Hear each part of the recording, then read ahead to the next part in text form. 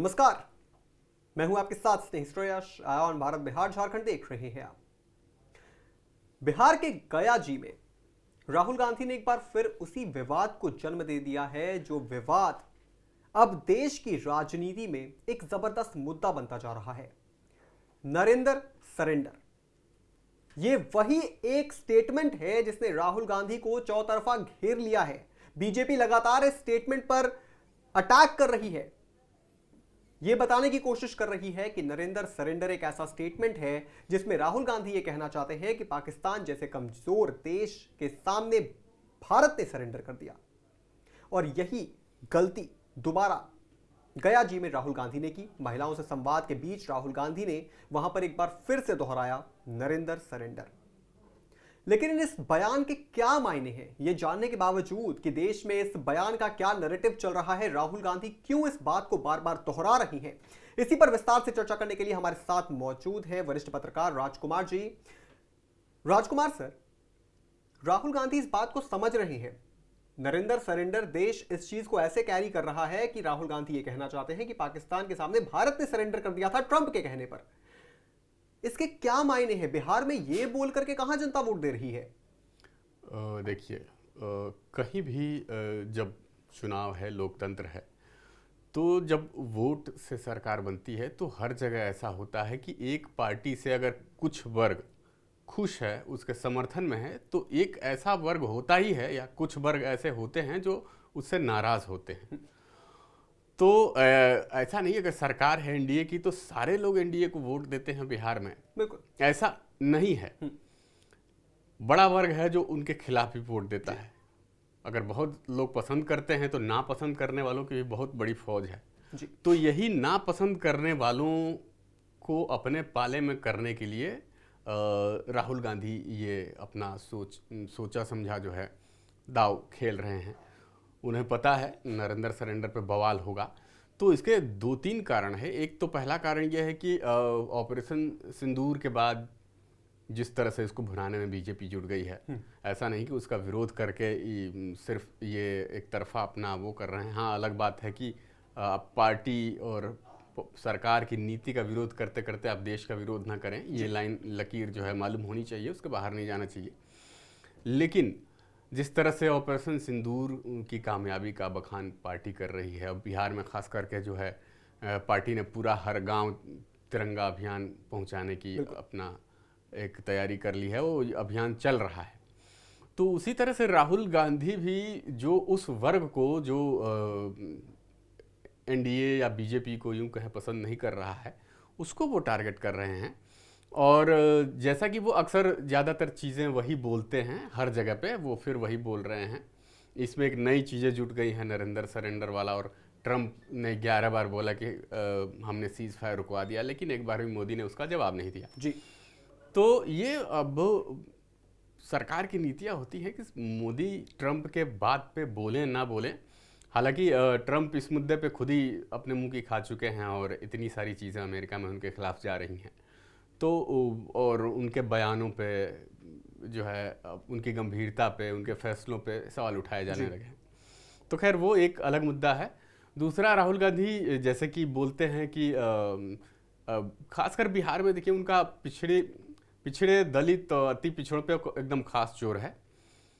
जैसा कि देखा गया है कि 63% तो ओबीसी और पिछड़ी जातियाँ मिला के हैं, और टोटल मिला दिया जाए तो वो 80 से ऊपर चली जाती हैं पिछड़ी जातियों की संख्या प्रतिशत। तो उनका फोकस टोटल वही है।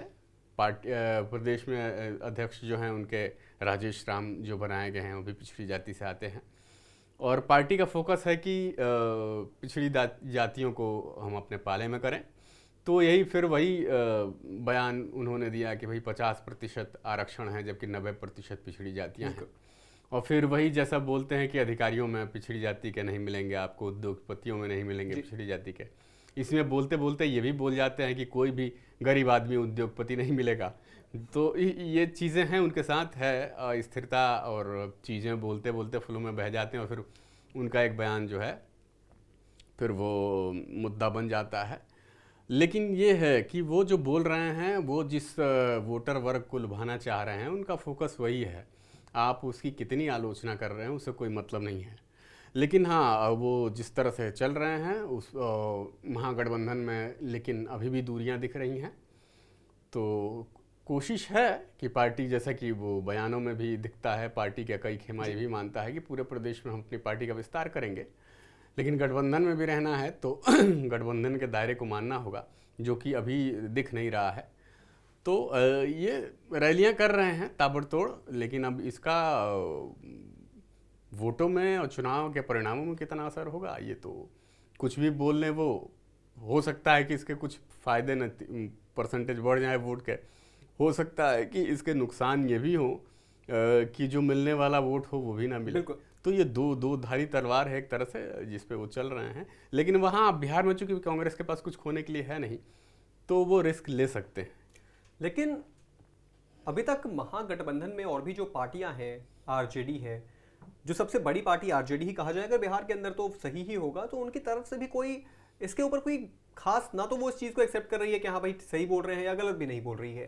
तो क्या इसको माना जाएगा कि भाई आरजेडी भी जो है राहुल गांधी के इस बयान पर समर्थन देती है, और आरजेडी भी जो है इस मुद्दे पर राहुल गांधी के साथ खड़ी दिखाई देगी आने वाले चुनाव में? ये देखिए, आरजेडी की अपनी पॉलिटिक्स है और कांग्रेस की पॉलिटिक्स की अपनी मजबूरी है। कांग्रेस को राष्ट्रीय स्तर पर अपनी राजनीति करनी है और आरजेडी को बिहार में करनी है। वो रिस्क, जैसे हमने कहा कि वो कांग्रेस रिस्क ले सकती है, उसके पास कांग्रेस बिहार में खोने के लिए कुछ है नहीं, लेकिन आरजेडी नहीं ले सकती है। तो आरजेडी इसीलिए इस बात पे बयान बहुत फूक फूक के बोल रहे हैं, और तेजस्वी यादव तो बिल्कुल इस मुद्दे पे जो है एकदम चुनिंदा शब्दों का इस्तेमाल कर रहे हैं।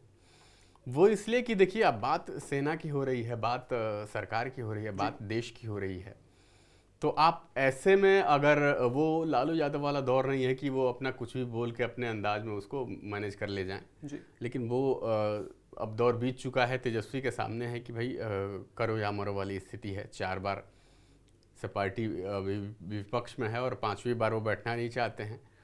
तो क्या पता कौन सी बात जुबान से निकल जाए, कौन सी पॉलिसी, अगर वो सरकार के खिलाफ कुछ बोलते हैं तो वो देश के खिलाफ चला जाए, क्योंकि वो बाउंड्री लाइन कब आदमी बोलते बोलते क्रॉस कर जाता है पता नहीं चलता, तो वो बैक फायर कर जाएगा। और उस बैक फायर से आरजेडी बचना चाहती है, इसीलिए वो आरजेडी के कोई नेता इस तरह का बयान नहीं दे रहे हैं जिस तरह की राहुल गांधी अपना खुलकर खेल रहे हैं इस मुद्दे पे, बावजूद इसके कि उन्हीं की पार्टी के सलमान खुर्शीद और शशि थरूर जैसे नेता खुल के सरकार का समर्थन करके दुनिया भर में अपनी बातें बता के आए हैं।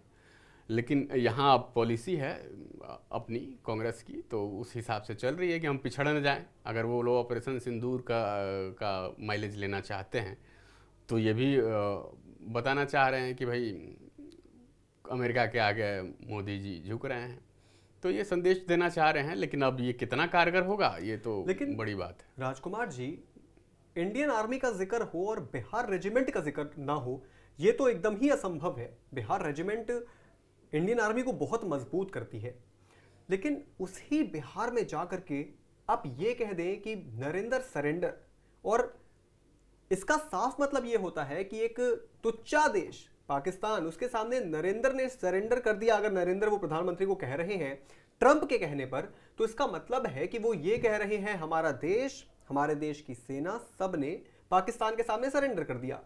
अब ऐसा बयान उस राज्य में जाकर जहां की रेजिमेंट जो है वो देश को इतना प्रभाव डालती है, इतना मजबूत करती है, ये तो बैकफायर ही करेगा मुझे लगता है इनके लिए। देखिए, राहुल गांधी की गंभीर पॉलिटिक्स या उनकी राजनीति को कितने लोग गंभीरता से लेते हैं, इस पे निर्भर करता है। कई बार लोग बेचारा समझ के माफ भी कर देते हैं कि अरे बोल देते हैं, बोलते रहते हैं, समझ नहीं है, कई तरह की चीज़ें हैं। और उनकी पॉलिटिकल समझ को लेके हमेशा सवाल उठते रहे हैं और वो सवाल उठते रहेंगे। और वो हर बार जब भी लगता है कि पार्टी उनको पुश करके एक मैच्योर नेता के तौर पे प्रेजेंट कर रही है, तब कुछ ना कुछ ऐसा बोल देते हैं कि भाई बैकफुट पे पार्टी को आना पड़ता है। और जनता है ये तो जानती है कि कितने गंभीर है, कितने कैपेबल कौन नेता है। तो राहुल गांधी के बारे में भी लोग जानते हैं, तो इसलिए अब वो क्या बोलते हैं उस पर पॉलिटिकल पार्टियां भले हंगामा करें, लोग उस पर उतनी प्रतिक्रिया नहीं देते हैं। समर्थक या विरोधी दे सकते हैं, लेकिन लोगों को पता है कि गंभीर नेता नहीं नजर आते हैं वो। लेकिन पार्टी में अभी तक किसी भी पार्टी में मुझे लगता है कि बिहार चुनाव नजदीक आ रहा है, लेकिन अक्सर चुनाव नजदीक आते आते देखा जाता है कई नेता जो है वो बागी हो जाते हैं। क्या कांग्रेस को राहुल गांधी के इन बयानों की वजह से क्या अपने नेताओं का भी नुकसान उठाना पड़ सकता है? क्या कोई नेता भी ऐसा हो सकता है जो बीजेपी के अंदर आ जाए या फिर कोई दूसरी पार्टी ज्वाइन करने के लिए सोचे, इन बयानों से किनारा कर ले?